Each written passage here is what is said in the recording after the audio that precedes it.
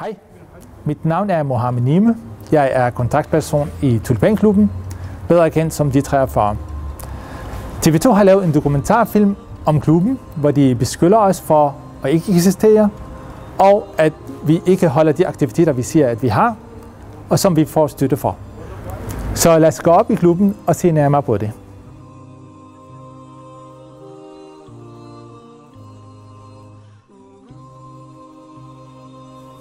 Velkommen til klubben.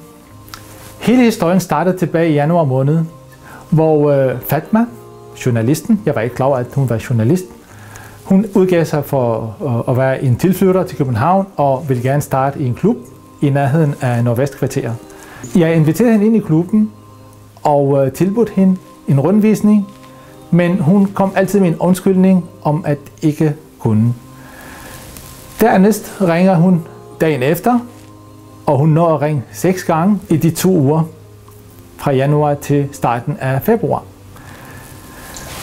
Hver gang hun ringede, så fik hun tilbud om at komme i klubben og få en rundvisning og se, hvad vi laver. Men hun sagde altid nej. TV2 har været forbi 2 onsdage, men de har ikke kunne finde mig. Hvordan kan det være? Deres påstand om, at vi snyder, bygger på 2 ting. Den ene ting, at de kommer en onsdag, hvor børnene er ude at skøjte, og en anden onsdag, hvor vi var ramt af sygdom og var nødt til at lukke den dag. Og den anden påstand bygger på, at de kommer forbi og spørger folk efter Tulipanklubben. Der er ingen, der kender Tulipanklubben som sådan. Altså, den er bedre kendt som De 43. Og det har TV2 godt vidst i den aktindsigt, de har fået af kommunen. Så lad os spørge nogle af de samme mennesker, som TV2 har snakket med, om de kender noget til De 43. Du er blevet spurgt af TV2's muldvarp om Tulipanklubben, hvor du svarede, at du har været her i 13 år, og du ikke rigtig kendte den. Kan du uddybe dit svar? Ja, altså muldvarpen, hvis hun havde spurgt ind til Det 43, så havde jeg henvist hende med det samme. Tulipanklubben er kendt internt som Det 43 her på stedet. Og mine børn, de løber op og ned ad trapperne, de er der tit. Da jeg blev spurgt af TV2's muldvarp ude på gaden, om jeg kendte Tulipanforeningen, så svarede jeg nej, fordi det er ikke et navn for klubben, som jeg nogensinde har hørt. Her ved stedet, der kalder vi det 43, og har altid gjort det. Så hvis hun i stedet for at have spurgt om det, så kunne jeg have vist hende, hvor klubben var med det samme. Fordi jeg er selv en af de frivillige, som er med børnene om tirsdagen en gang imellem. Jeg har været med på lejretur sammen med dem flere gange. Og altså, der er ufattelig mange forældre, der er ufattelig mange børn, som ligesom kan bevidne, at den her klub eksisterer, men bare at den kaldes D43 internt og ikke Tulipanforeningen.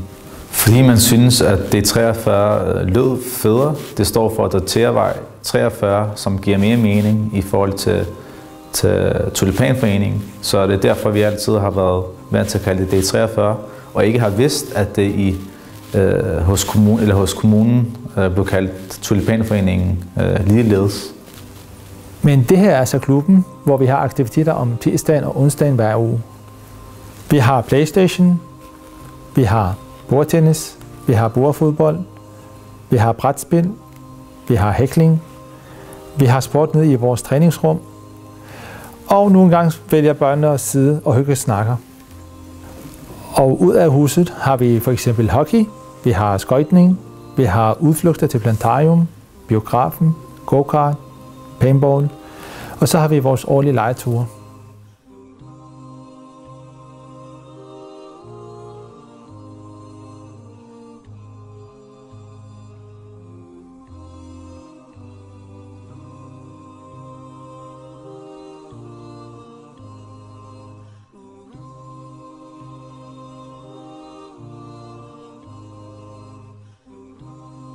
I forbindelse med det her har jeg kontaktet Københavns Kommune og bedt dem om at komme og se på stedet. Der kom 2 repræsentanter fra Kultur- og Fritidsforvaltning, Lars Eisenhardt og Peter Stig Andersen. Vi snakkede om klubben, og de fik en rundvisning i klubben og kunne se alle de aktiviteter, vi har i klubben. Det var på en dag, hvor vi havde åben, det vil sige, der var aktiviteter, der var liv, der var børn, der var fuld gang med at spille og lege. Så atmosfæren var helt i toppen. Og konklusionen af mødet var, at alt var som det skulle. TV2 lagde også op til, at vi havde koranundervisning i stedet for vores aktiviteter. Så lad os kigge på det.